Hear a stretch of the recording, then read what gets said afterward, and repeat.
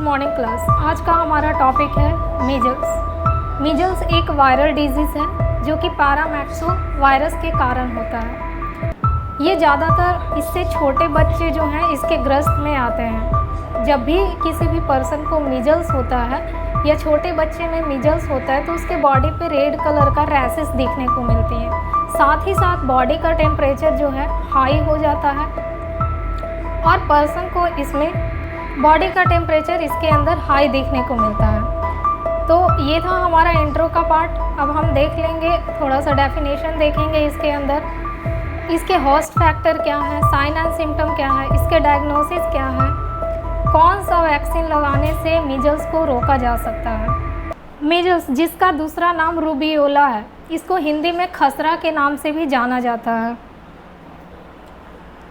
हमारा first of all देखेंगे इसका इंट्रो वाला part. Measles is A childhood infectious disease. Measles क्या है? एक चाइल्डहुड इन्फेक्शियस डिजीज़ है जो ज़्यादातर बच्चों में देखने को मिलता है। Rubella is produce by virus spreading in the rubeola which means red spot. The disease can be identify by a cold cough and skin rashes. Measles जो है ज़्यादातर बच्चे में दिखने को मिलता है और ये एक वायरस के वजह से होता है। और ये जब भी किसी भी पर्सन को मीजल्स होगा तो उसके बॉडी पे रेड कलर का स्पॉट्स दिखने को मिलते हैं। ये डिजीज़ को हम आइडेंटिफाई कर सकते हैं। जब भी ये डिजीज़ किसी भी बच्चे में होगा तो उसको कोल्ड कफ साथ ही साथ स्किन रैशेस दिखने को मिलते हैं। खांसी सर्दी उसके साथ ही साथ स्किन रैशेस उसके बॉडी पे दिखने को मिलते हैं। मीजल्स और rubella is a acute or highly communicable disease and also a specific infectious disease affecting a children caused by a specific virus that is a group of paramyxovirus.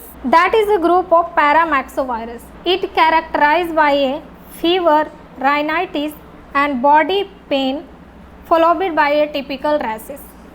Measles जिसका दूसरा नाम rubella है, ये एक acute और highly communicable disease है।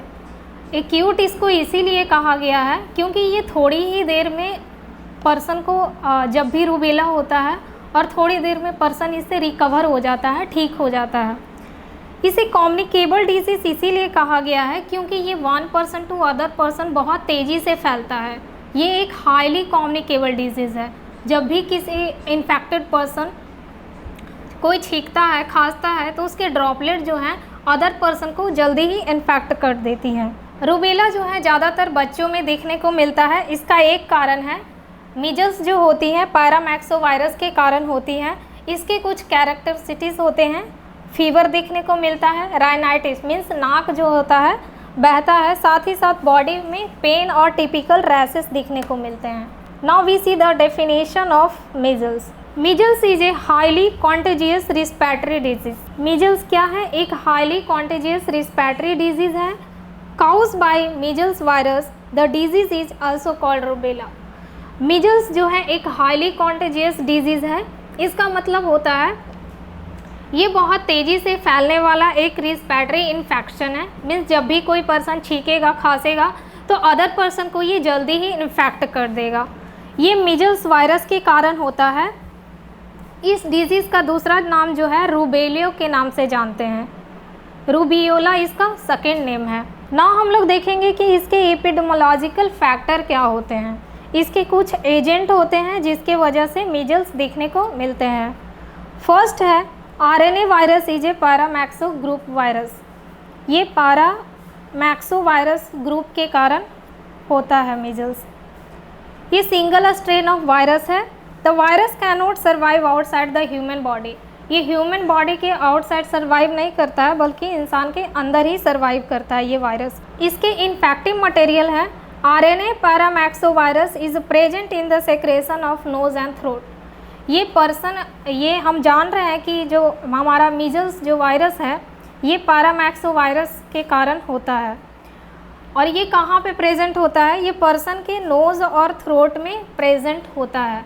Now our next point is incubation period. Measles के incubation period क्या होंगे? From the exposure to onset of measles symptom range from 7 to 40 days. Average दिया गया है 10 to 12 डेज। मीन्स 7 से 14 डेज के बीच में पर्सन के अंदर साइन एंड सिम्टम देखने को मिलते हैं। देन है host factor. The only natural host of measles virus are human. ये एक ऐसा होस्ट है जो ज़्यादातर ह्यूमन बींग्स को ही होता है। मीजल्स ओकर through the world usually in young children. All over world में मीजल देखने को मिलता है, लेकिन ज़्यादातर ये यंग एज के चिल्ड्रन में देखने को मिलता है। Measles occur in a severe form of malnourished children. वैसे बच्चे जो माल नरिश्ड हैं उन बच्चों में मीजल्स देखने को मिलेगा। इसके कारण क्या हो जाएंगे, कौन से कारण की वजह से मीजल्स होता है? An extremely contagious virus called morbilli virus. इसका मेन जो कारण होता है वो मोरविली वायरस के वजह से होता है। प्रेगनेंसी के टाइम भी मीजल्स दिखने को मिलता है। Close contact with infected person. अगर किसी भी पर्सन से कोई क्लोज कॉन्टैक्ट बनाता है, वैसे पर्सन जो ऑलरेडी जिसको मीजल्स हो चुका है वैसे पर्सन के साथ ज़्यादा वो कॉन्टैक्ट रखता है तो उसको भी मीजल्स होने की चांसेस होती हैं। Kissing someone. इन्फेक्टेड पर्सन को अगर किस किया जाए तो उसे भी मीजल्स होगा।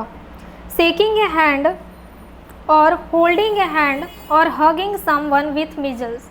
वैसा पर्सन जिसको ऑलरेडी मीजल्स है, अगर उसके साथ हाथ मिलाता है, उसके हाथ पकड़ के चलता है या फिर उसको हग करता है, किस करता है, तो उसको मीजल्स होने की चांसेस होती हैं।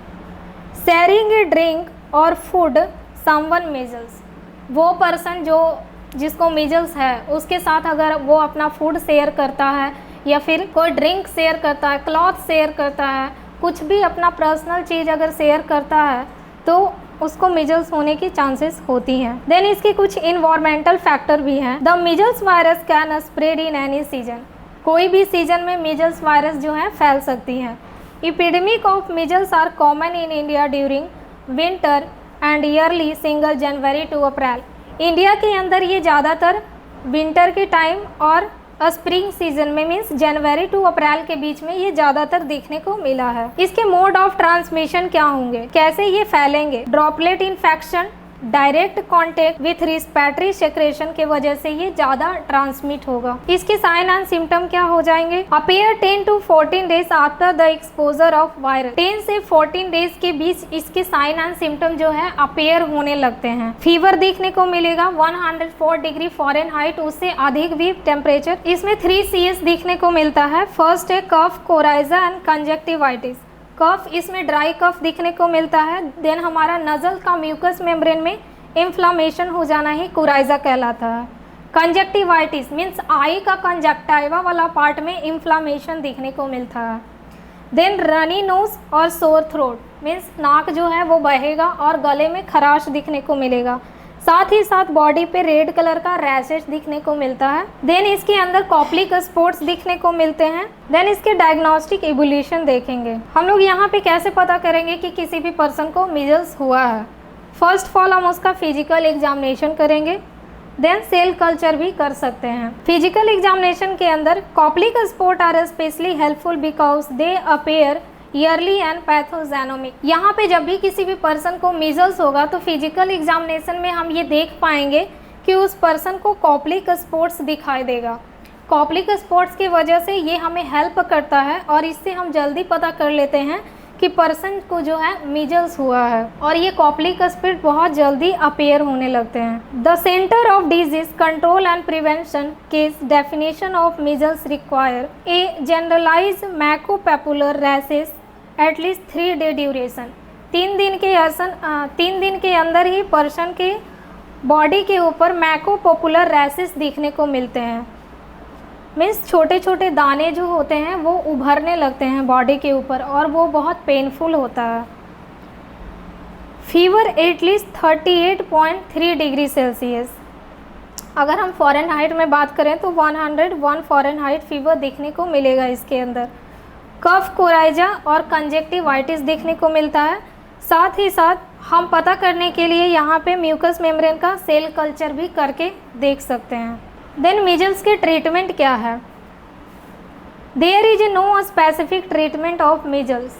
मीजल्स जो है इसके लिए कोई स्पेसिफिक ट्रीटमेंट नहीं है। Antibiotic therapy for secondary bacterial infection. अगर किसी भी पर्सन को बैक्टीरियल इन्फेक्शन हुआ है तो उसके लिए हम उसको एंटीबायोटिक प्रोवाइड करवा सकते हैं। Vitamin A is effective for the treatment of measles. यहाँ पे हम ऑलरेडी देखें कि वैसे बच्चे जो माल नरिश्ड हैं उनको मीजल्स ज़्यादा हो रहा था, तो ऐसे में हम उसे विटामिन ए अगर प्रोवाइड करवाते हैं तो ये होने की चांसेस जो होती हैं या कम हो जाती हैं। या फिर वो वैसे पर्सन जिनको हो चुका है तो उनको हम क्या करेंगे, विटामिन ए प्रोवाइड करवाएंगे जिससे वो जल्दी रिकवर हो जाएंगे। Getting a plenty of rest, हमें यहाँ पे ज़्यादा से ज़्यादा हो सके पर्सन को रेस्ट प्रोवाइड करवाना है। ड्रिंकिंग ए इनफ फ्लूइड, उस पर्सन को ज़्यादा फ्लूइड हम लोग प्रोवाइड करवाएंगे ताकि डिहाइड्रेशन ना हो, क्योंकि उसके बॉडी पे मैकोपॉपुलर्स मीन्स दाने बन रहे हैं जिसके वजह से पस निकल रहा है, तो वो पस निकलने की वजह से बॉडी में वाटर की कमी होगा, तो ज़्यादा से ज़्यादा हो सके हम उसे फ्लूइड प्रोवाइड करवाएंगे जो कि डिहाइड्रेशन को कंट्रोल करके रखेगा। Now there is a complication of measles that में इंक्लूड ईयर इन्फेक्शन दिखने को मिल सकता है मीजल्स के वजह से, डायरिया हो सकता है, निमोनिया देखने को मिल सकता है मीन्स लंग में इन्फ्लामेशन होना, इंसेफ्लाइटिस देखने को मिल सकता है, ब्रेन वाले पार्ट में इन्फ्लामेशन हो जाना। प्रेगनेंसी प्रॉब्लम, प्रेगनेंसी के दौरान भी ये मीजल्स जो होती हैं वो काउस के कॉम्प्लिकेशन क्रिएट कर सकती हैं। प्रेगनेंसी के दौरान अगर किसी भी महिला को मीजल्स हो जाता है तो इसके वजह से प्री मैच्योर डिलीवरी हो सकती है या बच्चे की डेथ भी हो सकता है। प्रिवेंशन, मीजल्स से बचने के लिए हम क्या प्रिवेंशन कर सकते हैं। Measles vaccine is given at 9 month of age to all children, जितने भी बच्चे हैं उनको हमें 9 मंथ पे इसका वैक्सीनेशन कर देना है। ये हम लोग वैक्सीनेशन करके बच्चे को मीजल्स होने से बचा सकते हैं। MMR वैक्सीन आता है is given at 80 month of age, 80 month पे हम MMR का वैक्सीन लगाएंगे। यहाँ पे हम तीनों वैक्सीन एक साथ लगाते हैं, मीजल्स, मम्स और रूबेला का। Isolate the patient use of face mask, hand washing और वैक्सीन MMR, यहाँ पे वो पर्सन को जो बच्चा को मीजल्स हुआ है उसको हमें अलग रखना चाहिए, फेस मास्क प्रोवाइड करवाना चाहिए, हैंड वॉशिंग करवाते रहना चाहिए उसको, और साथ ही साथ MMR का वैक्सीन देना चाहिए। तो ये सारे हम लोग प्रिवेंशन करके मीजल्स को रोक सकते हैं क्योंकि इसका कोई सटीक उपचार नहीं है। अगर ये वीडियो आपको वैल्यूबल लगा, कुछ सीखने को मिला, तो आप हमारे चैनल को लाइक कर सकते हैं, सब्सक्राइब कर सकते हैं। साथ ही साथ अगर इसका नोट आपको PDF फॉर्म में चाहिए तो हमारे टेलीग्राम ग्रुप को ज्वाइन कर सकते हैं जो कि नीचे डिस्क्रिप्शन बॉक्स में दिया हुआ है। That's all, thank you.